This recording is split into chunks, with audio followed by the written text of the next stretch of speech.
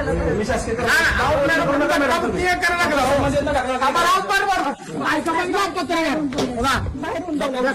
शिवाजी महाराजांची जयंती साजरा कर म्हणल्यावर मॅडम धक्काबुक्की करायला लागल्यात.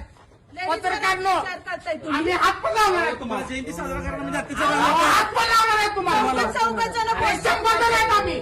चौघडे 100 जण आहे. हो मॅडम 100 जण येणार आम्ही. मला जे आर कुठलं आहे का आपण लाज वाटायला नको. सांगा